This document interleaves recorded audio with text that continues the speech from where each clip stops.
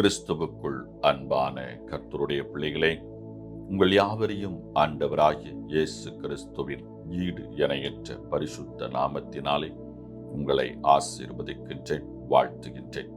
கர்த்தர் தாமே இந்த நாளில் நீங்கள் எதிர்பார்க்கிற நன்மைகள் யாவையும் பரத்திலிருந்து உங்களுக்கு அருளிச் செய்து நீங்கள் இம்மையில் சுகித்திருக்க மறுமையில் நிலைவாழ்வை சுதந்திரித்துக் கொள்ள அனுக்கிரகம் செய்வாராக. தினம் ஒரு மிஷனரி என்கின்ற தலைப்பில் இந்த நாளிலே நாம் பார்க்க இருக்க மிஷனருடைய பெயர் பிரான்சிஸ் அஸ்பரி. இவருடைய காலம் 1745 முதல் 1816 முடிய. உடைய நாடு இங்கிலாந்து, உடைய தரிசன பூமி அமெரிக்கா. 13 வயது இளைஞன் அவர் வேதாகமத்தை புரட்டி படிக்க ஆரம்பித்தான். கொஞ்சம் கொஞ்சமாக அவன் உள்ளத்தில் மகிழ்ச்சி பொங்கி நிறைய ஆரம்பித்தது.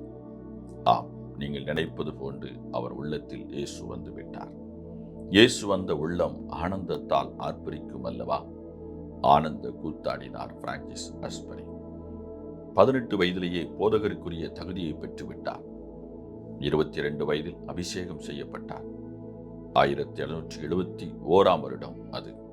மெத்தடிஸ்ட் சபையை ஆரம்பித்த ஜான் வெஸ்லி மூலம் தன்னார்வ ஊழியராக அமெரிக்கா நோக்கி பயணமானார். உள்ளத்தில் கொழுந்து விட்டு எறிந்த சுவிசேஷ வாஞ்சையை அமெரிக்காவில் பற்றி எறியச் செய்தார். மெத்தடிஸ்ட் எபிஸ்கோபல் சபையை அங்கு ஆரம்பித்தார். சிறிதும் பெரிதுமான இடங்களில் நின்று சத்தமிட்டு பிரசங்கித்தார். ஆண்டவருக்கென ஆத்துமாக்கள் ஆயிரக்கணக்கில் ஆதாயமாக்கப்பட்டன. ஒரு வருடத்திற்கு 6000 மைல்களுக்கு மேல் சுற்றித் திரிந்து 300 முதல் 500 பிரசங்கங்கள் செய்தார். ஒவ்வொரு நாளும் ஆத்துமாதாய கூட்டங்கள் நடத்தினார். இவருடைய தலைமையின் கீழ் 2,14,000 மக்களும் 700 போதகர்களும் பணியாற்றினர்.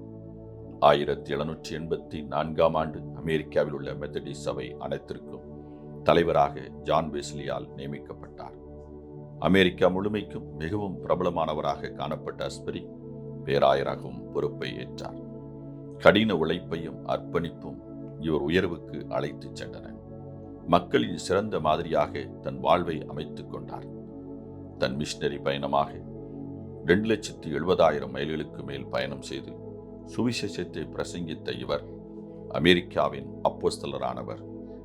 பிரியமானவர்களே, கிறிஸ்துவுக்குள் மிகவும் சுறுசுறுப்பாக உழைக்க உங்களை பழக்கப்படுத்தி விட்டீர்களா? எந்த காரியத்திலையும் தாழ்மையை கடைபிடிப்பவன் தன்னை அறியாமலேயே மேலான பதவிக்கு வந்து விடுவான். பிரியமானவர்களே, பிரான்சிஸ் அஸ்பரி இவருடைய ஒளியும் மகிமையும் மகத்துவம் நிறைந்தது. ஆம், தன்னுடைய கடின உழைப்பால் சபையின் உயர் நிலைகளுக்கு கடந்து சென்று உயர் பொறுப்புகளில் அமர்ந்து ஊழியத்தை ஆத்தும பாரத்தோடும் ஆத்தும தாகத்தோடும் நிறைவேற்றியிருக்கின்றார். இந்த நாளிலே ஆயர்களாக, பேராயர்களாக சபையின் உயர் பொறுப்புகளுக்கு வர நினைக்கின்றவர்கள் ஆத்தும பாரமும் ஆத்தும தாகமும் நிறைந்தவர்களாய் காணப்பட வேண்டும். அயராது உழைக்க வேண்டும். கடின உழைப்பும் தாழ்மையுமே உயர் பொறுப்புகளை சபைகளில் கொண்டு தருகிறது. இன்றைய நிலையை நாம் சிந்தித்து பார்ப்போம். சபையின் உயர் பொறுப்புகளுக்கு வருவதற்காக பலவிதமான உபாய தந்திரங்களை பயன்படுத்துகிறார்கள். ஆத்தும தாகம் இருக்கிறதோ இல்லையோ, ஆத்தும பாரம் இருக்கிறதோ இல்லையோ, ஊழியம் செய்கிறார்களோ இல்லையோ, சபையின் உயர் பொறுப்புகளை தங்கள் அலங்கரிக்க வேண்டும் என்று விரும்பி முயற்சிக்கின்றார்கள். அதனால்தான் சபையிலே பிரச்சனைகளும் போராட்டங்களும் பிளவுகளும் சண்டைகளும் சச்சரவுகளும் நிறைந்திருக்கின்றது.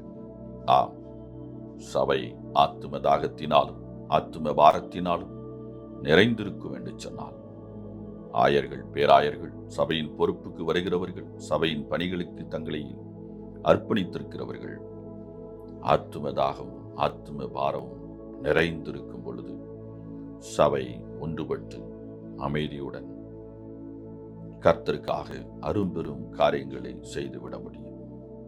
பிரியமானவர்களே, இன்று ஆயர்களாக இருக்கிறேன், பேராயர்களாக இருக்கிறேன், சபையின் உயர் பொறுப்புகளில் இருக்கிறேன், சபையின் ஊழியங்களில் இருக்கிறேன்.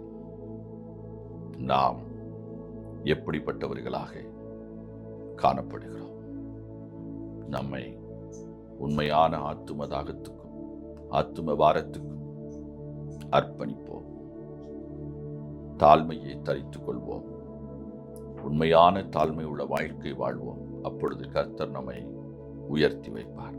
கர்த்தர் தாமே உங்களை ஆசீர்வதிப்பாராக. இந்த நாளின் தியானத்துக்குரிய வேத பகுதி என்னாகமம் 14ஆம் அதிகாரம், நீதிமொழிகள் 10ஆம் அதிகாரம், லூக்கா 23ஆம் அதிகாரம். இந்த வேத பகுதிகளை வாசித்து கர்த்தருடைய ஆசீர்வாதத்தை பெற்றுக்கொள்ளுங்கள். கர்த்தர் தாமே உங்களை ஆசீர்வதிப்பாராக. ஆமென்.